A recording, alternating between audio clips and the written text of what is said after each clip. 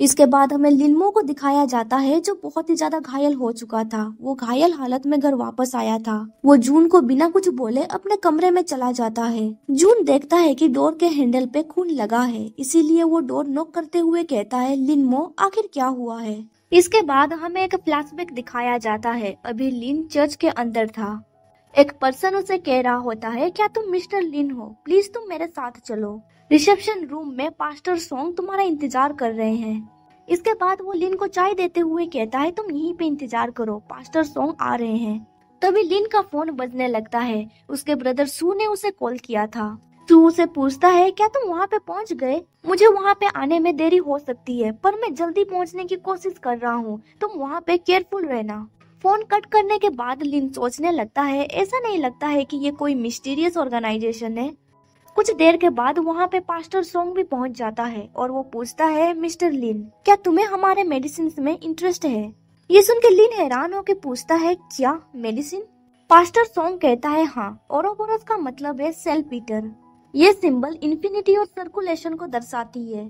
Plato ने ओरोबोरस को ancestor of universe बताया है। ये एक इमोर्टल बॉडी है जिसका बायोलॉजिकल स्ट्रक्चर पूरी तरह से परफेक्ट है। इसीलिए हमारा मेडिसिन फिजियोलॉजिकल फंक्शन को एनहांस करना, फ्रेंडशिप को आगे बढ़ाना और इटर्नल यूथ को अचीव करने के लिए डेडिकेटेड है। ये सुन के लिन कहता है, ऐसा लगता है कि ये एक इलीगल MLM ऑर्गेनाइजेशन है। जिस पे पास्टर सॉन्ग कहता है, नहीं, हमारा मेडिसिन उन लोगों को मिलेगा जो इसे अफोर्ड कर सकेंगे। शायद पॉलिटिशियन या फिर रिच फैमिली इसे एंजॉय कर सकती है। तुम मेडिकल के हायर हो, इसीलिए मैं तुम्हारे साथ कोऑपरेट करना चाहता हूँ। लिनमो कहता है, मैं इस मकसद के लिए यहाँ पे नहीं आया हूँ। मैं यहाँ पे एक पर्सन को ढूंढने के लिए आया हूँ जो तुम्हारा कस्टमर था। पास्टर सॉन्ग कहता है, मुझे माफ कर देना, पर कस्टमर का इन्फॉर्मेशन हम नहीं दे सकते। फिर वो थोड़ा कोल्ड वॉइस में कहता है, इसके अलावा सू की वजह से मैं तुमसे आज मिल रहा हूँ। हमारे बीच का कर्ज चुकाया जाना चाहिए। ये सुन के मुंह हैरान होके कहता है, क्या हमारे बीच का? फिर फादर सॉन्ग एक कबर्ड खोलता है। उसके अंदर एक फ्लावर रखा हुआ था।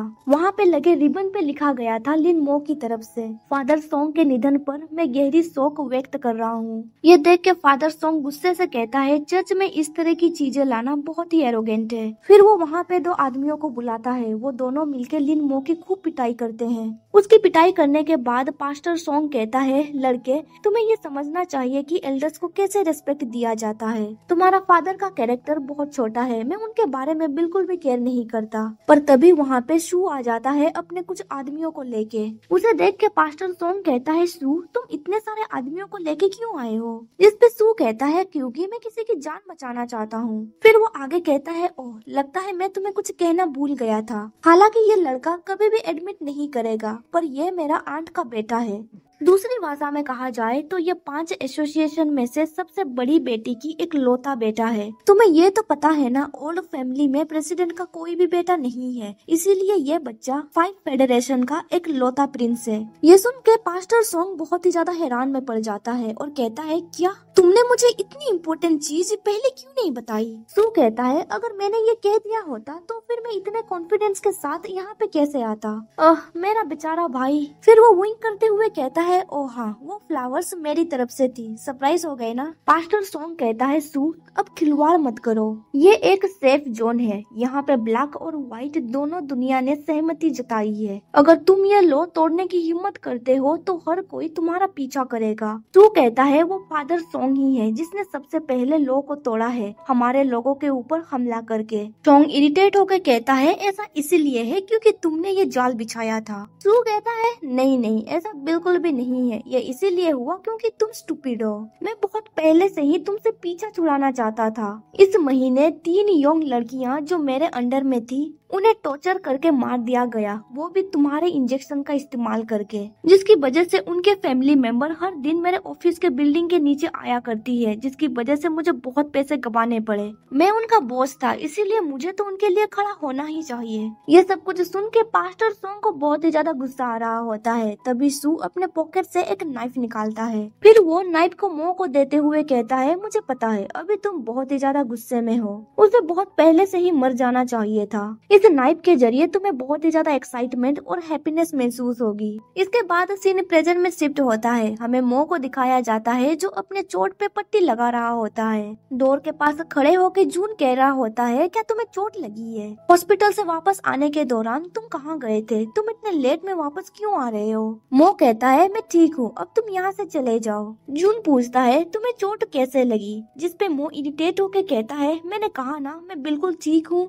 अगर मुझे चोट लगी भी है तो फिर ये मेरा मामला है। क्या तुम चाहते हो कि मैं तुम्हें रिपोर्ट देता रहूं मैं पूरे दिन क्या कर रहा हूँ? मुझे इतनी केयर की जरूरत नहीं है। ये सुन के जून परेशान होके कहता है, आखिर वो इतना गुस्सा क्यों हो रहा है? वो इतना कॉल एक्ट क्यों कर रहा है? फिर वो मो से कहता है, आखिर मैं ऐसा क्यों कहूँगा? मैं एक पुलिस ऑफिसर हूँ। अगर स्कूल में तुम्हें बुली किया गया है तो फिर तुम मुझसे कह सकते हो, मैं तुम्हारी मदद कर सकता हूँ। मो उसे कोल्ड वॉइस में कहता है, अगर कोई आदमी तुमसे ये कहे तो तुम्हें समझदारी से वहाँ से चले जाना चाहिए। अगर मेरा ब्रदर इस तरह से मुझसे चिपक के रहेगा तो फिर मैं बोर हो जाऊंगा। ये सुन के जून इरिटेट होके सोचने लगता है, वो कितना स्ट्रेट फॉरवर्ड है। चिपकने से उसका मतलब क्या है? हम दोनों सेम चीजों के बारे में बात नहीं कर रहे हैं। अगर दो लोग फाइट करते भी है तो इतना खून खराबा नहीं होता है। फिर वो मो से कहता है, तुम्हारे बॉडी से बहुत सारा खून बह रहा है जिसकी वजह से मैं और भी ज्यादा परेशान हो रहा हूँ। ये सब कुछ सुन के मो को बहुत ही ज्यादा इरिटेट लगने लगता है। वो कहता है, मुझे साफ साफ कहो, क्या तुम परेशान इस बात पे हो कि मुझे चोट लगा है या फिर इस बात पे हो कि मैंने दूसरों को चोट पहुंचाया है? इसी रीजन की वजह से तो तुम मेरे साथ रह रहे हो ना?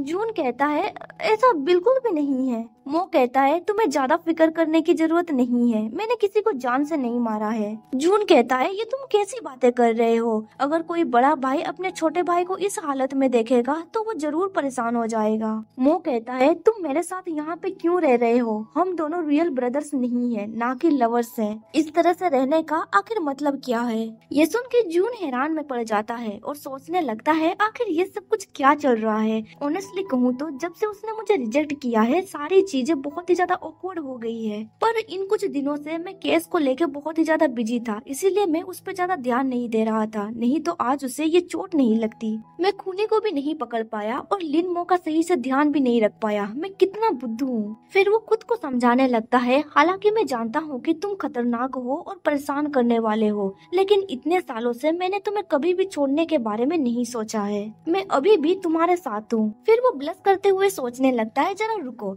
रिजेक्ट होने के बाद भी वो मुझे परेशान करता रहा और उसने मेरे साथ संबंध भी बनाए। ऐसा लगता है कि मैं एक धोखेबाज हूँ। फिर वो गहरी सांस छोड़ते हुए सोचने लगता है, अगर ऐसी बातें है तो मुझे समझने में बहुत देरी हो गई है। फिर वो मो से कहता है, एक्चुअली आज मैं तुम्हें एक अच्छी खबर सुनाने वाला था। मैंने क्रिमिनोलॉजिकल कंसल्टेंट में तुम्हारे लिए कमिश्नर के लिए अप्लाई कर दिया है। हालांकि मुझे पता है कि तुम प्रोफेशनल नहीं हो, पर मुझे लगता है कि तुम काफी टैलेंटेड हो और तुम्हें इस इंटर्नशिप अपॉर्चुनिटी के लिए अप्लाई भी करना चाहिए। ये सुन के मो दरवाजा खोल देता है और कहता है, आखिर मेरे पास कौन सा टैलेंट है? क्या मैं सही से एक क्राइम कर सकूंगा? जून कहता है, मेरा ये मतलब नहीं था। और तुम इतने घायल कैसे हो गए हो? आखिर किसने तुम्हारे साथ ऐसा किया? मो कहता है, मेरे भाई ने मुझे अच्छे लोगों की ओर खींचने में कोई कसर नहीं छोड़ी। जून परेशान होकर कहता है, तुम अभी तक यहाँ पे खड़े क्यों हो? जल्दी से लेट जाओ। हे भगवान, कितना खून बह रहा है। तभी मो उसे सडनली हक कर लेता है। जून कहता है, तुम मुझे सडनली हक क्यों कर रहे हो? क्या तुम्हें ज्यादा दर्द दे रहा है? चलो मैं एम्बुलेंस को कॉल कर देता हूँ। मो कहता है, मैंने तुमसे कहा था ना यहाँ से जाने के लिए, तुम ओबीडियंट हो के यहाँ से चले क्यों नहीं गए? तुम मुझे लाइक नहीं करते हो, फिर भी तुम मेरी इतनी केयर क्यों करते हो? जून कहता है, जरा रुको, तुमने क्या कहा? मैं तुम्हें लाइक नहीं करता? मो उसे सीरियसली पूछता है, क्या इसका मतलब ये हुआ कि तुम मुझे लाइक करते हो? ये सुन के जून सोचने लगता है, तुम मुझसे सवाल फिर से क्यों पूछ रहे हो? क्या डेट पे जाने का मतलब ये नहीं है कि मैं तुम्हें पसंद करता हूँ? आखिर वो किस तरह का जवाब चाहता है?